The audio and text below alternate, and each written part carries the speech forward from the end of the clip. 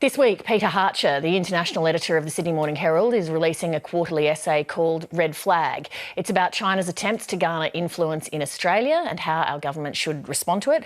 Peter Hartcher, why does China want influence in Australia? To what end?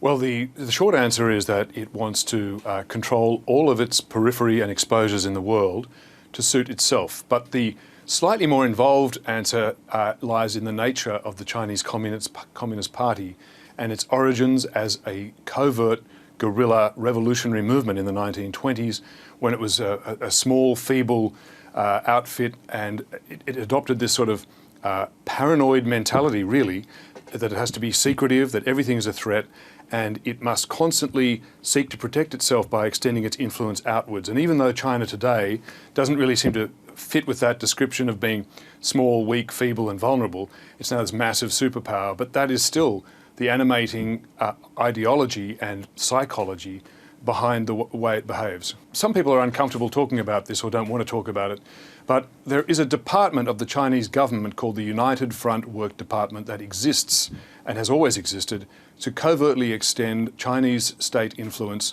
through the Chinese diasporas abroad. And even the president of China himself publicly called the United Front Work Department one of China's three magic weapons. So this is something that we have to take seriously, and that's why they're the reasons that we have been the canary, or the Chinese put it the other way around and say that we've actually been the most aggressive in trying to antagonise the Chinese, in their words, but protect ourselves in ours.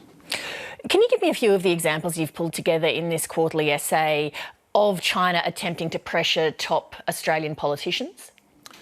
Well, there's the startling story of when Joe Hockey was first made Treasurer, and after 3 days only in the job, had a meeting in a thatched Balinese hut at a G20 meeting with his Chinese counterpart, Liu Jiwei. And Liu Jiwei's opening comment was, "Why won't you let me buy Rio Tinto?"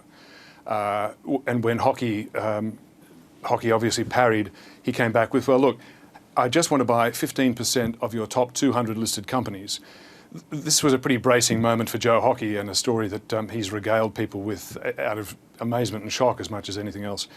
Another one was when three of the leaders of the Labor Party, so Hockey obviously is Liberal, this one is Labor, when Shorten was Labor leader, together with Penny Wong, Richard Marles, met the Chinese Minister for State Security at the time when the Chinese wanted to establish an extradition treaty with Australia.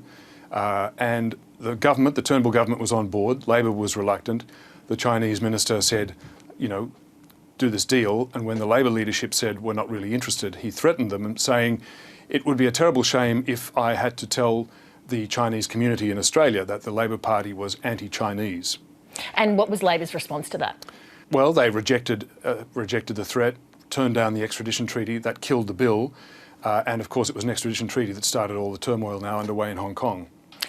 China buys a third of everything that Australia sells to the world, so our economy is very dependent on it. What's the risk for Australia here, and how should it be managed? Well, the Chinese have an established state policy of using economic coercion to influence countries. A couple of quick things you can do about that. One is a suggestion by Peter Varghese, the former head of the Department of Foreign Affairs and Trade, who's now the Chancellor of Queensland University. He says, look, our universities are so open to Chinese money, and we are so dependent on Chinese money, we should think about taking a part of the annual revenues from our Chinese student flow, instead of just spending it all on recurrent expenses every year, take a portion, put it in a fund, a long-term fund, call it an investment fund or a scholarship fund, and you have that as a buffer in the event that the student flow, the tap is suddenly turned off through no fault of our own. And Queensland University is now trying to implement such a fund. Other companies, other industries could apply the same tactic.